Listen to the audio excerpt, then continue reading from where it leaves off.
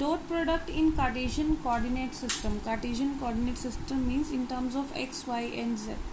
Now for this, let us consider, let A vector is represented as axi cap plus ayj cap plus azk cap, and B vector can be represented as bxi cap plus byj cap plus bzk cap. In that case, A dot B vector is equal to axi cap plus ayj cap plus azk cap dot bxi cap plus byj cap plus bzk cap.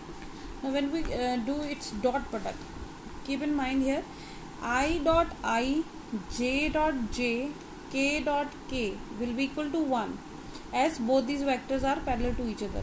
But when we are talking about, when we product I dot j and I dot k, that equal to 0, because in that case I and j are perpendicular, I and k are perpendicular. Similarly, j dot j is 1, but j dot I and j dot k is equal to 0.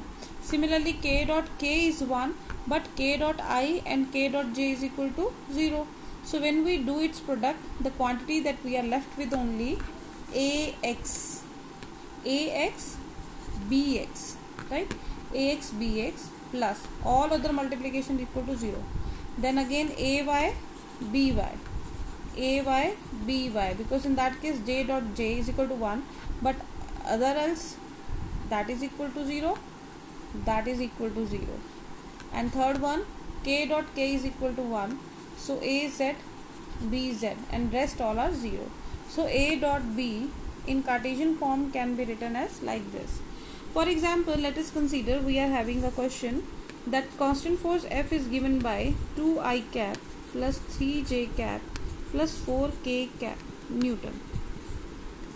Right, now it produces a displacement S vector is equal to 2I cap plus 3j cap plus 4k cap meter.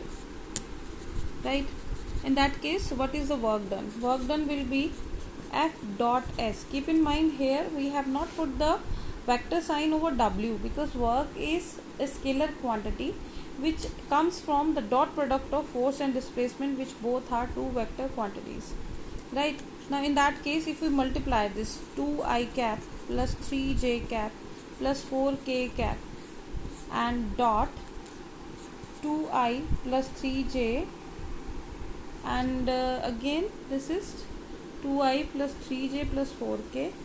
So again I have taken the same, so j cap plus 4k cap. In that case, multiply I dot I is 1, so 2 2s are 4 plus 3 3s are 9 plus 4 4s are 16. 16 plus 9 is 25. 25 plus 4 is 29. So that is equal to 29. Answer is 29. So work done is 29 joule. Right? So this is our answer. Similarly, we can do the next question. So for that statement is, if magnitude of two vectors are 2 and 3 and magnitude of the scalar product is 3 root 2, find the angle between the vectors. Now the magnitude of two vectors, that is A is equal to 2 and B is equal to 3, and the magnitude of their scalar product, that is A dot B vector, is equal to 3 root 2, then find the angle between them. That is very easy. We know that A vector dot B vector is equal to AB cos of theta. So in that case, A dot B is given to be 3 root 2. AB is 2 into 3 into cos of theta. So cos theta can be written as, that is equal to 3 root 2 upon 2 root 3.